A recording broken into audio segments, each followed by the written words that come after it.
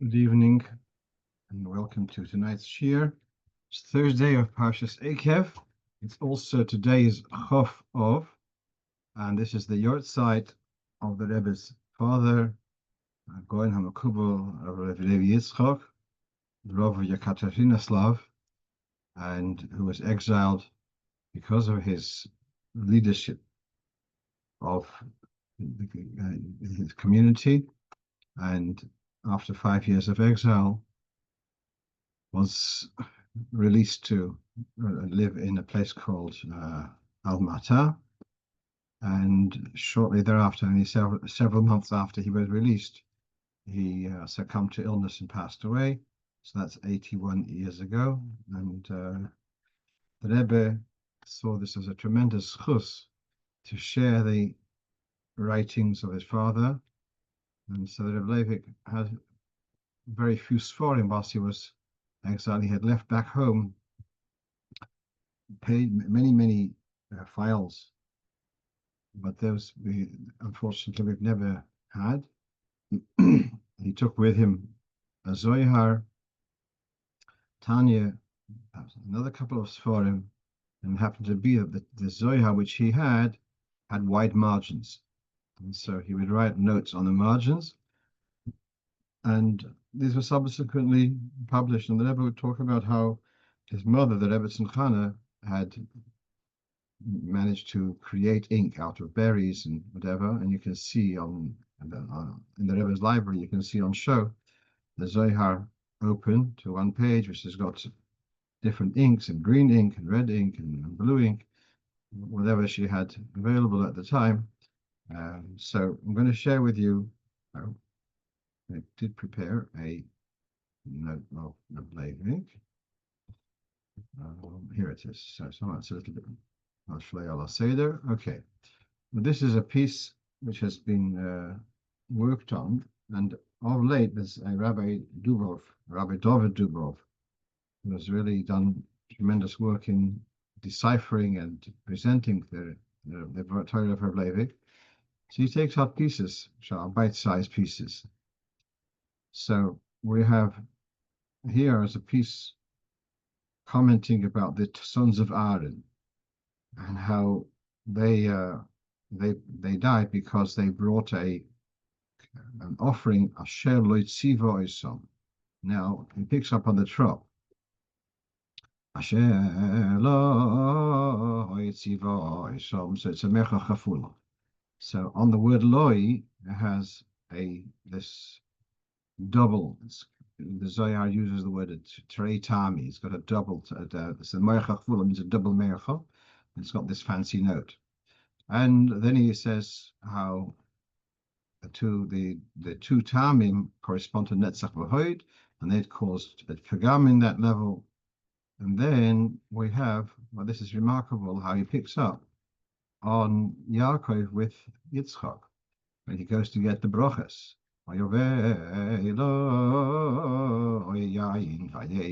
So you have the same trop, and here we have loi with a mecha chafula, and here we have loi with a yechach chafula. The difference is that one is loi with an aleph, which is no, and the other one with Yaakov is a loi with a vav, which means to him. Now, the difference is that because Yaakov, he explains, Yaakov he diluted the wine. So you've got, somewhere here he says that the Bnei Aaron, they only had Ahava, and they didn't have the Yira. And that was the wine which they had. They had a tremendous passion without the Yira. Yaakov, when Yaakov brings the wine to his father, Armi Yaakov Maya, the Chochma Lagoy Chamra de Bina. He diluted the wine, which is corresponding to Bina, diluted it with Chochma. So he kind of balanced the Gvuras with the bittul of Chochma. And therefore, that's the loi with a vav. And loi with a vav means hamshocha. Hamshocha netzach v'hoid de abo b'netzach v'hoid de bino, that he successfully brought down from Chochma to Bino, and as a result, it was a cause for bracha. Whereas in the sons of Aaron is behefer. There it's a loy in the negative. It's an aleph. And that is because they did not dilute the wine of Bino with water of Chochmah. And as it says, Shesuya Yain, they were intoxicated with the wine. It was wine of Bino without the balance of Chochmah, the bittul of Chochmah. Then he brings a third Mecha Chfula, and we have about the territories in the Eva Hayarden.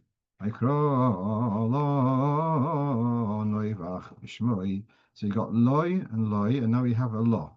And again, it's a Mecha Chfula. And there you see, it's again Tretame. And there was also not a success story, because there it's also just on the side of Bino. And he says the word Noivach equals 58. That corresponds to the idea of Shishim Giborim. And then also he says the letters of Nun Beis Ches. Also in Luta Bino, Nun stands for 50 gates of Bino, and Beis Ches is spheres.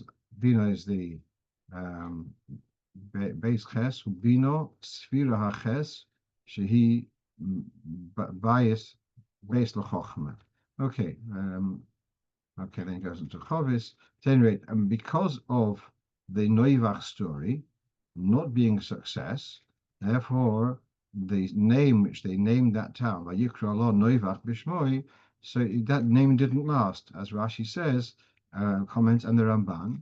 So what I just find fascinating here, and this is so typical of Rebbe Levik's style, he picks on those details which normally you don't even give attention to. You think they're just backdrops, and he shows the side, the secret, what is behind it in Kabbalah, and he shows us. So here you have a trop, which generally people don't give too much attention. This trop, that trop, and then he shows this twice. You have entire the word loy with a trop, then law again, and each time there's the same trop, and there's a reason for it. So that's very typical of his Torah. I was taking those in Yonah, which people generally don't give too much attention, and making them into a ganze Torah. There is somewhere in the Rebbe's Rishimis something about, you have the idea of 32 paths of Chochmah, Lamed Beis Nesivas Chochmah, and the highest is referred to as Nesiv Lo Yodoi Ait, the path which even the vulture wasn't able to notice. And in this, I think the Rebbe, perhaps the Frierdiker Rebbe, something in reference to this kind of drush. This is the Nesiv, the Lo Yodoi Ait. This is this hidden path in Torah, which generally people are not aware of. And this is the Giluyim which we're having. Okay, I now want to share with you, let's see if I can find it on the screen, something which was brought to my attention. Okay, so this is perhaps also related to the Rambam at this time of the year, but it's also, we're getting close to Yom Kippur, to Yom Neroim. So we have here the korbanos. Now in every Musaf, we enumerate the korbanos of that day in Psukim, which enumerate the korbanos. By the Sfardim, they don't.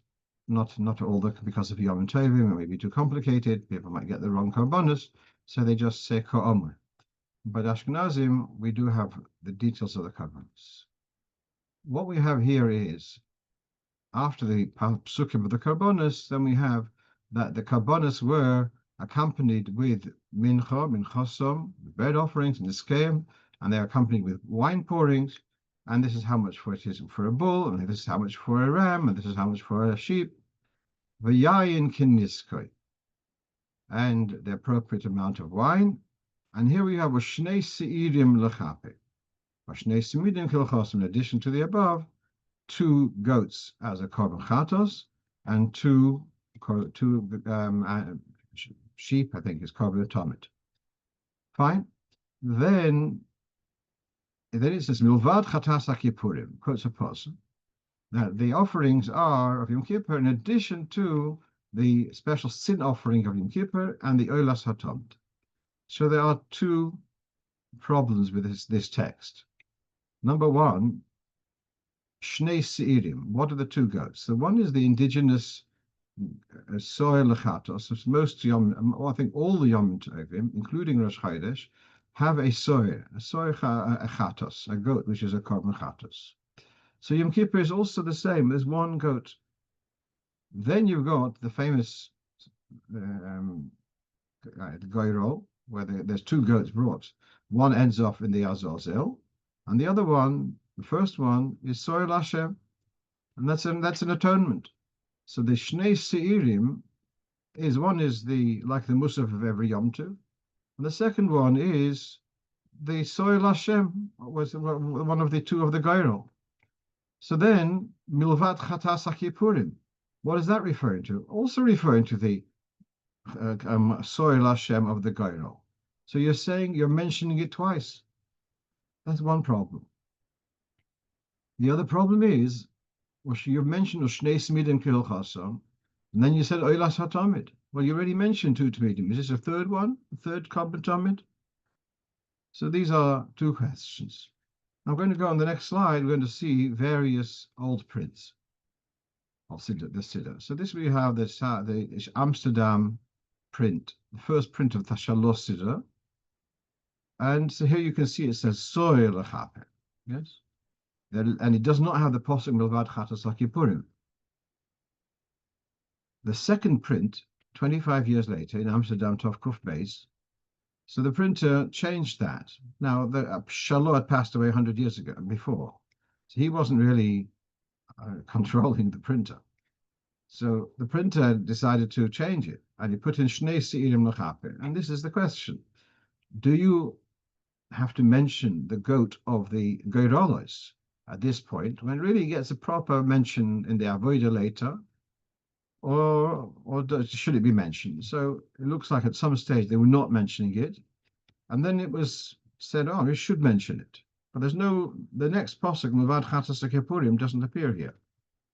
Here, again, this you can see lower down, this is Rabbi Yaakov Emden. Rabbi Yaakov Emden publishes his Siddur in Tov Kuf Hey. He has also upgraded from soil lechaper, shnei shiurim lechaper. So he's also alluded to the extra goat, which was for the soil Hashem. Whereas the Siddur on the left, this is Shari Tefillah from Reb Zalman Henna, which is a more posher Siddur. The other ones are more for about Talmidei Chachamim, but Zalman Henna was a tremendous medactic. But he stuck to the original, to the more traditional form of just saying soil lechaper, and there's no mention of the second soil, and there's no posuk, which is milvad chatas haKippurim.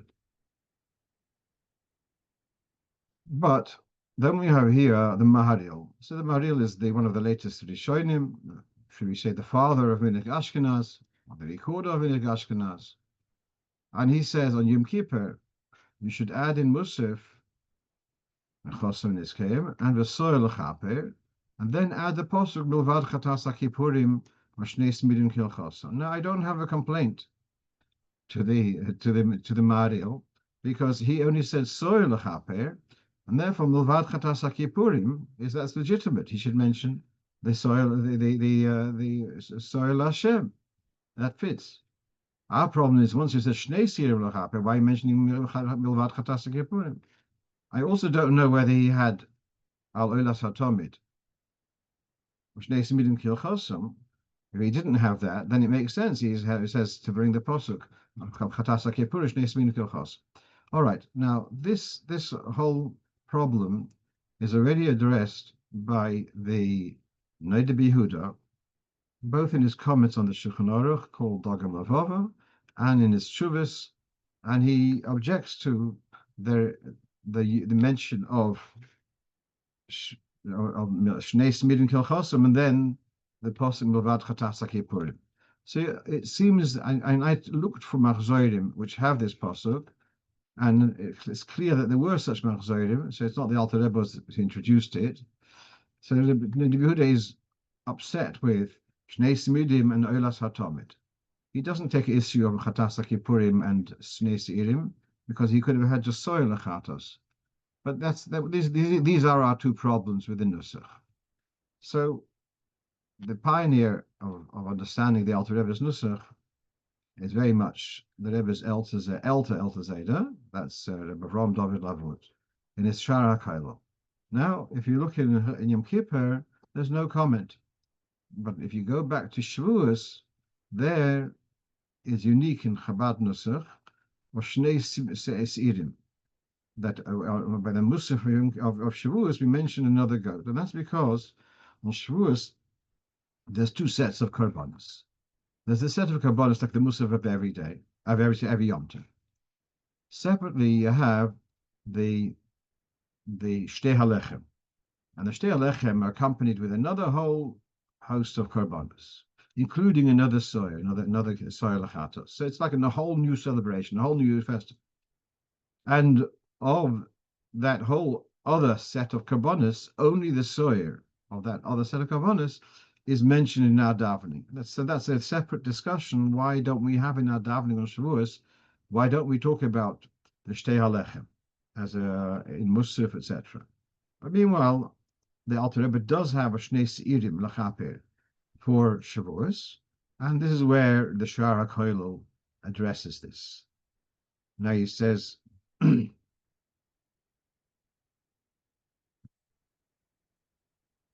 that he quotes a Tosefta, how you have the idea of Zeus Torah Sa'olah, we should be talking about the Korbanos, and the Tosefta talks about 32 Korbanos Chatos over a year. Now, so that's why we want to mention Mlvad Chatas HaKippurim. Now then, this is I think one of the key explanations which he writes. Rashi in Chumash says that when it says Milvad Oilas HaChodesh on Rosh Hashanah, and on Yom Kippur when it says Milvad Chatas HaKippurim, says Rashi, those words are not written as a command. It's only the last two words, V'niskehem, those words, V'niskehem, that is a tzivui. So let's go back to that slide. What he's saying is that Rashi and Chumash mentions that these words, Milvad Chatas HaKippurim V'olas HaTomid, are not a tzivui. What we need to mention this pasuk is because of the last words of Minchas and Niskayim, that they should be accompanied with Mincha and Nesachim. So that's basically his answer. So we're not invoking that there should be a second Chatas HaKippurim, because it's not a tzivui bichlal. That's basically his answer. Should I say it's very smooth? No, but that's the best I can share with you. Right, now we're going to go on to our next question, and that is, someone had heard that I had said that the hard of hearing person should not be wearing a hearing aid on Shabbos. Obviously, that person was hard of hearing because I have told people who need a hearing aid that they are allowed to wear a hearing aid on Shabbos. That is the general guidance which is written in the contemporary forum, that they are allowed to. No difference whether the person is wearing glasses, which enable them to see where they're going, and to wear a hearing aid, which allows them to also to hear where they're going and not to get into danger, etc., and to be able to function, to communicate, etc. So that's to wear. So, well, first of all, to wear one, you shouldn't switch it on Shabbos because of the issue of like switching on any electricity. But if it's switched on before Shabbos, it can be worn, and it can be worn in the street also. And that is, as I said, it's no difference to a tachshit. Now, the word tachshit normally is translated as an ornament, a jewelry, but tachshit can also mean something an accessory, which enables you to function better. So if a person suffers from rheumatism or something and wears a copper bracelet, may not be wearing it for beauty, but if it helps somehow them to cope with their medical condition, then that's considered a tachshit. We have the whole discussion in Siman Shin Aleph about a kameya. So a kameya is not a beautiful thing, but it is believed to be some kind of protection. And so if it does work, so that it's a tachshit, not in the beauty sense, but in their functional sense. So the same thing would apply for a hearing aid, where the challenge would be is if you need to change the battery on Shabbos, that would be a problem. A couple of years ago, we had a discussion about putting them into a charger on Shabbos. But I'm not going to go into that discussion now, but just to say that the general guidance is that they may be worn on Shabbos if needed, even in the Shusarabim. Right, the next question which I wanted to address came up this week. People are traveling. What happens? What's the story with in a hotel, with an Eruv in a hotel? So, whereas if you have let's say an apartment building, block of flats, where there are several owners, and so the corridors and the gardens, they belong to multiple owners. This is where we have Tachanas Shlomo HaMelech, who saw that people were getting confused, and they were seeing the shared premises as Rosh Hashanah. And they said, if we're allowed to carry in this Rosh Hashanah, then we're allowed to carry in the other Rosh Hashanah. And so Shlomo HaMelech instituted this idea of Eruv, that there should be a conscious act to show how we've done something. This multiple owned area should be as a single ownership. That's what the Eruv is for. The question about people staying in this, obviously, if you have a guest staying in your house, you don't need to worry about making an Eruv, because the guest it doesn't own your property. In a block of flats, so then the guest has made it, there's probably a contract, and even if the landlord wants to move them to a different flat, that's not going to be so straightforward, because there is a contract, and so there's an ownership there. In hotel, that generally is not the case. It's not rigid. You don't have a contract on a particular room. There may be, in some hotels, they may have, for long-term guests, there may be such a thing. There are people who find it easier to live, they can afford it, and they live in a hotel long-term. But generally, that's not the case. And so if it's just short-term guests, there's no ownership there, and therefore there's no need for an Eruv. If people would stay for more than 30 days in this hotel, then that would be possibly warranting an Eruv. And once there is a need for an Eruv, then that makes life a bit difficult, because you cannot make an Eruv with Goy when there's Yidden and Goyim without Schiras Rishus. So I was just now, at the beginning of the week, I was in a hotel, and we had this discussion about an Eruv, need for an Eruv. So it happens to be that all the Yidden in this is where I was there for the esrog picking. So all the Yidden in that hotel are all one group. So although they have separate rooms, separate areas, but they all eat together. So then, because they all eat together, that makes them like a single unit. Now, just to explain this, that if you have two Yidden, two units of Yidden, they need to make an Eruv, and if there's a goy, then you have to do Schiras Rishus. If all the Yidden are just like a single unit, then you don't need to do Schiras Rishus, because one Yid with a goyim does not need to have an Eruv. Only when there's two Yidden you need to have an Eruv.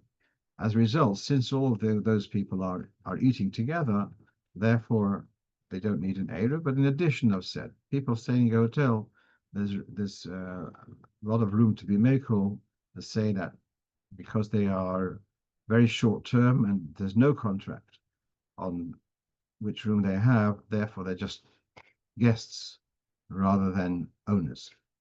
Let's move on to our next question. So someone asked me, he's actually from South America, Shliach in South America. He shows me a picture of candles, which they look like Yortzeit candles, but they got a little sticker on them which talks about Yoshki or something. I'm not sure, the baby or whoever. But he says, can I use these candles if I remove the sticker? So I told him yes. And I'd like to go through this with the concept of ein hektish l'avodah zarah. That consecrating doesn't work for avodah zarah. When something has been used for avodah zarah, that's an issue. When something has been designated to be used for avodah zarah, that is not an issue. That's the concept of ein hektish l'avodah zarah. It's a lotion of the Gemara in avodah zarah daf mem daled on the base, I think. I saw it today earlier. And so now it's a little bit confusing and yeah. So now here we have, as you can see on the screen, from Yeridea Hilchos Avedas Kechovim, Simen Kuf Lamed Tes. Sadly, there are not many commentaries on Hilchos Avodah Zarah. So to start tracing, and I can see that's probably because of fear of too much government scrutiny, so it was left just the way it is, without too much. So, but meanwhile, we have here Neirith Shilshav, or the wax candles, which have been lit before Avodah Zarah. They are their beautification of the Avodah Zarah, and they are also, if the Goy took those very candles, which had been lit for Avodah Zarah, and then he pawned them or sold them to a Yid, then they are mutter, because since he extinguished those candles for his own domestic needs, that's called bittul. So here we have a concept that a goy can be mevatel avodah zarah. He can decommission it by the goy disgracing the avodah zarah. So then he's decommissioned it. I remember now, it's just now on this Shabbos, this past Shabbos, was the yurt site of the late Rav Padve, Zechariah Levracha. He passed away in Tovshin Samech, and I had the chus to learn with him, with a couple of other people, on a few times a week. And one time we were sitting there, and one of the Dayanim came in with a shaila that someone had gone to South America and picked up some antique from the Incas, and it looked like it was an item used for worship, and it's many hundreds of years old. It's worth thousands of pounds, and asking whether there is a heter to sell it, or to say avodah zarah is also bad. No, our father was no to lahachil, said probably it has been this battle. All right. So then it says here, candles and wax of avodah zarah may not be used for ner mitzvah of Shabbos and Chanukah and Beis HaKnesses. And then he talks about the various vestments of the priests. You're not allowed to make them into talesim, because it's despicable to use something which was used for avodah zarah. So here it's ambiguous. It says the candles of Avedas Kechavim, doesn't say they were used or they were not used. So, and what I'm saying is it makes all the difference. So now he does give a reference to Erechaim. So this is in Yeridea Kuflan Test. There's a reference to Hilchos Beis HaKnesses in Erechaim. Neiris Shava, which a kusi, which a guy has given for Avodah Zarah, he put them out, and then he gives them to a Yid. You're not allowed to use them for a shul, but they are mutter for a hedyot. So here you see very clearly that when it says that they should not be used for osurim l'ner mitzvah, that means candles which have been used.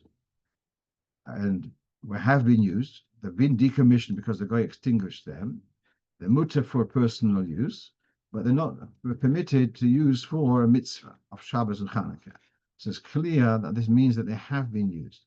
If that wasn't clear enough, so someone showed me today, this halacha is brought in Kitzur Shulchan Aruch and Siman Kuf Samach Zayin, and there he says clearly, Neiris Shehudluku L'Avodah Zarah. Then they were put out. They should not be used for mitzvah, even though they can be used for personal use.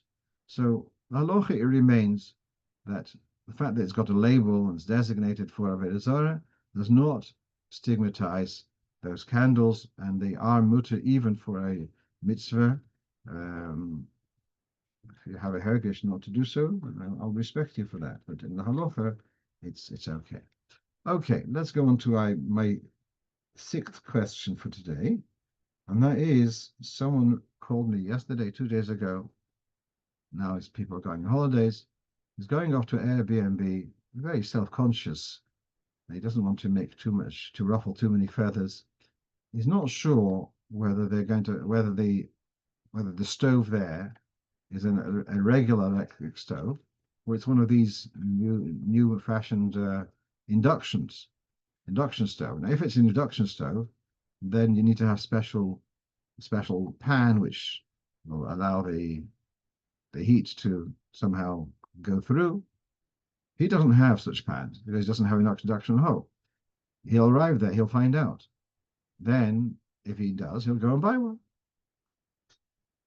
But he doesn't have a mikvah. So what will he do? So then, to start going knocking the doors of a Goyish neighbor and say, "Can I give this to you as a gift?" And as I said, he's very self-conscious. He doesn't want to do that. So he's asking me. I work at work, and there are goyim there. They understand, So could I make it that the pan which I'll buy in that resort should belong to the goy who sits next to the next desk at work? How can we do that? So you have a concept in halacha davar shalei ba le'olam. You can't sell, you can't give away something which you don't even have yet. So, and when you do this to give it to a goy, it means to give the goy to do a kinyan. So I didn't see how you can have the goy be koine something which you haven't bought yet. But what I did suggest to him was, if you give the goy £100, and then you say, and you explain to him, and then can you lend it back to me? I'm going to go on holidays, and if necessary, I'll use some of this money to buy new utensils. And I'm not buying them for myself, I'm buying them for you. Now, of course, you're going to say a goy is not eligible as a shliach. I'm not coming here that the buyer is buying the shlichus of the goy, but he's using the goy's money, and so he didn't buy it for himself. And therefore it still remains, well, if you say that the shlichus doesn't work, all right, so it still belongs to the shop. But anyway, he didn't buy it for himself. So in that way, he should be able to avoid the requirement of toveling the kalim. That's the best I could offer. Right, I'm going to go on to the next point, and that is about esrog trees. So I spent a couple of days looking at esrog trees, and as we know that there are many esrogim grow with a pitum, and there are those esrogim which don't have a pitum. Now, all esrogim start off with a blossom, with a flower. It's a white flower, yellow middle, and then as once the flower is there, then the bottom of the flower starts opening up and developing into a fruit, and the flower starts getting smaller and shrivels, and the pitum seems to be the leftover from that flower. And in this, there are different types. It can be on the same bush. There's the same tree. Some esrogim, they will have a pitum, and the pitum will be still part of the flesh of the esrog, still the green or yellow, fleshy type of substance, and it's got a, should we say, like a mushroom on top, which is the leftovers, and that's the pitum. Now we know that if the pitum is knocked off, there's a whole parasha whether it is kosher and isn't kosher. And then we've got the other type of esrogim, which they come pitumless. So what happened there? Did they never have any blossom? So they did have a blossom, and then what happens there? It shrunk, and it became so dry and brittle that it fell off, and so you got this pitumless esrog, which is kosher. That's the way it grows. Here's the question: I see on the tree an esrog which has got this very dried out pitum, and if I just touch it, it's going to come off, and it'll look like a pitumless esrog, which essentially it is. So one of the Sochrim was asking me, how did he deal with this? He said, I'm a bit anxious about this. So I did look around. I did not find this addressed very clearly. But one of the other traders, Sochrim, says this is their general Masorah, but they say, don't worry about it. One of the I can see the svara. It's dried out so much. It's as if it's no longer a living part of the esrog, and in fact it falls off sooner or later. Doesn't disqualify the esrog. Okay, now I have another couple of questions, and I sent out 8 questions, and then I realized there's a couple of feedbacks from before which I didn't address. But meanwhile, I'm looking at question number 8. And that is, what's the correct procedure for making a bracha and cutting a whole loaf in the weekday? What should be on the weekday? I don't know. So, can you see the challah? Yeah? Okay, good. So we've got here a challah. Now, since most of us use sliced bread when we do have bread during the week, so we rarely have the opportunity of making a bracha on a davar sholim, on a whole challah. But it may be sometimes, especially if you bake on your own, and people are out on holidays, especially if they are baking their own bread. So you come to the table with a davar, with a sholim, and there is a milah. There is an advantage of making a bracha on a sholim. The problem is that once you make a bracha, and then you're going to start spending time to cut, so till you actually eat, there's a delay between the bracha and the eating, which is not a desirable thing. Here's the difference between Shabbos and weekdays. On Shabbos, we just do a little mark on the challah, if that. And because on Shabbos, there's a din of shleimus, so there's a requirement of shleimus. During the weekday, in order to shorten the amount of time between the bracha and eating the bread, so there is idea of cutting into the challah, and then breaking it, cutting into the challah, then making the bracha, and then breaking it off. So let's read this, and got this in Shulchan Aruch. Let's read the lashon.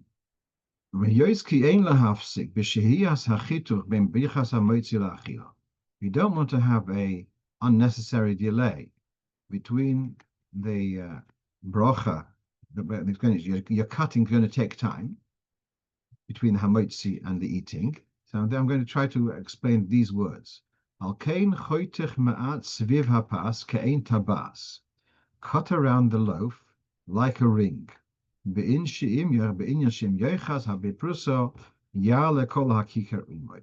So that if you hold that piece, the whole thing would come with. I'm going to explain what's going on here.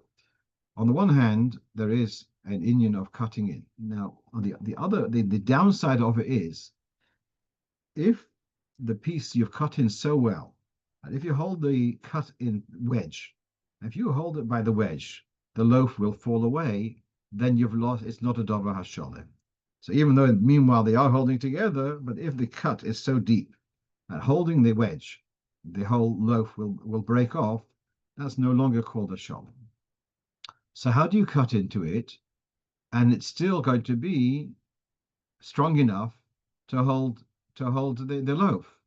Yeah, if it's a deep cut, it's going to fall away. If it's not, and if no cut at all, so what he's saying is, I don't know whether you can see on the screen, but what he's saying is, cut in let's say you cut in a quarter of an inch all the way around from the top and then the side and the bottom, and do, let's say, 2 cuts parallel, and so it's because it's only a thin penetration, then if you hold between the cuts, it's still going to hold because the cut is not a deep cut. On the other hand, because you've made those cuts, even though they're not very deep, if you will now pull away, it will come away very quickly, very easily. So let's read that. I think that's the pshat.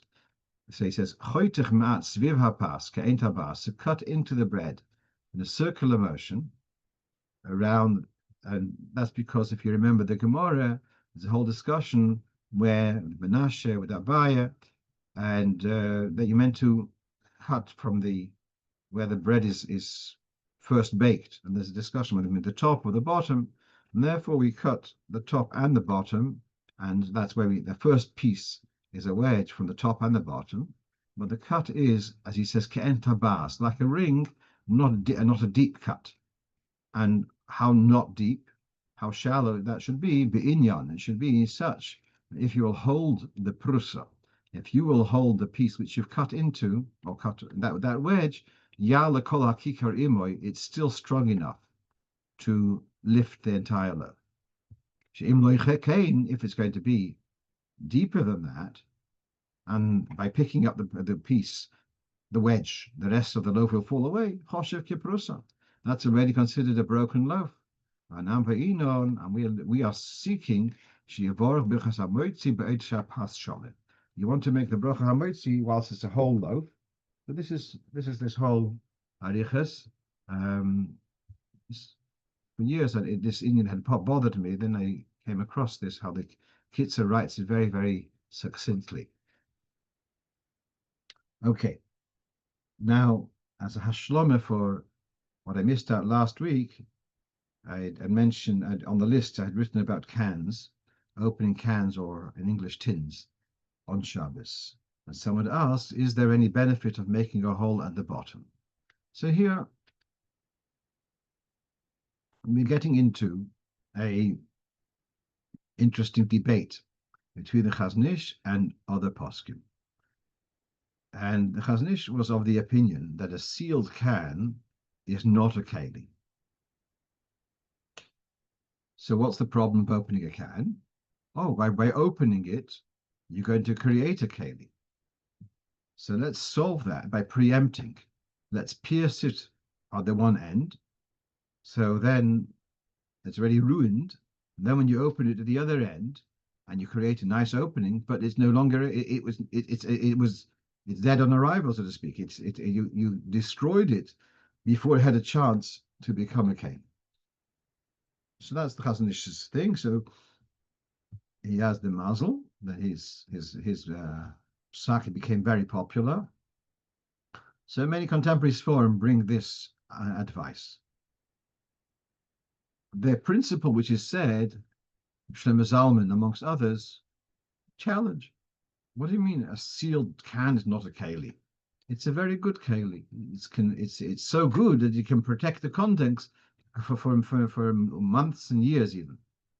So there's this whole premise that a sealed can is not a keli is really very questionable. And therefore, it comes the other way around. If I take a can and I ruin it, so then I've destroyed a keli, and I'm not allowed to destroy a keli. So this is where it comes the difference. So those who follow the Chazon Ish, they will rely on this heter of piercing from the bottom and then opening from the top. But those who follow the other poskim, which Shlomo Zalman brings a raya, tefillin which are sewn.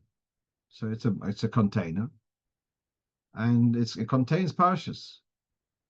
Is that a keli? Or tefillin mekabel tumah? If a tummy person touched a pair of tefillin, would those tefillin become tummy? Now nowadays, unfortunately, these halachas are not terribly applicable. But in Mizvan of Chazal, this is, and you take a look at Mishnayos and Kalim, it talks about the batim. It talks about tefillin being mekabel tumah. So although it's a keli, which was sealed, and even there's a mention in the Gemara of someone had a pair of tefillin which he had from his grandfather and had never been opened. So you're talking about long-term clothes, and yet it's considered a keli. So Shlomo Zalman challenges this entire premise of the Chazon Ish of saying that a can is not a keli. Once it is a keli, then you have a problem of destroying it. So that was that.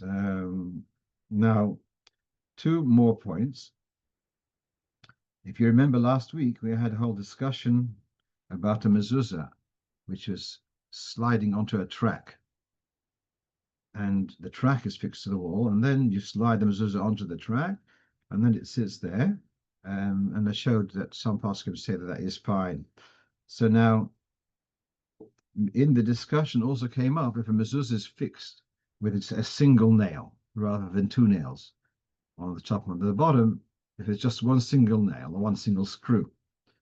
And what I had said was that if the one screw holds it very firm, then that also would be adequate, as long as it's held firm. And it didn't has to be nails, it has to be held firm. It's a double-sided tape. Would hold it firm. That's it. That's enough. So now he's asking. There's the lashon in the Gemara tlo b'makel. If you hung the mezuzah on a stick, so he says you can hang things on a hook, and they stay there. So, and the Gemara says that tolo b'makel is not good for a mezuzah. So why is the one nail better than tolo b'makel? That's the way I understood his challenge. To which I answer that the very fact that they use the word tolo b'makel, and here we have the word kvius. Tola, the word hanging means it's just suspended. It's not firm. That's the indication of the word tola. Whereas if it's firmly fixed, I see that as a different thing, and I therefore happy to follow those poskim where we say clearly that if it's a single nail, single screw, but as long as it's firm, then that would be okay. Final point, that last week we had a discussion about someone who came to the Beis Chabad 10 minutes after Shkia, and he wants to put on tefillin, and we had a whole discussion. I was inclined to say that he shouldn't put on tefillin with him. It's already Shabbos. So someone referred me to Rabbi Broynes, has got an excellent, not what it is as well, but there's something called Ask the Rav, and really hundreds, perhaps thousands of shilas which are answered, and this shilah is discussed there. If anyone wants to look it up, it's number 25762. I'm not going to repeat it because you can listen to the recording. So, so here he takes the view that he could put it on after Shkia, and have a kavanah doesn't mean it l'shem mitzvah, something on those lines. Okay, I did mention last week that I see also a confusing message. If someone's going to be putting on tefillin after Shkia, somehow in my mind tells the other people that the Haskalas Shabbos is flexible, and that's.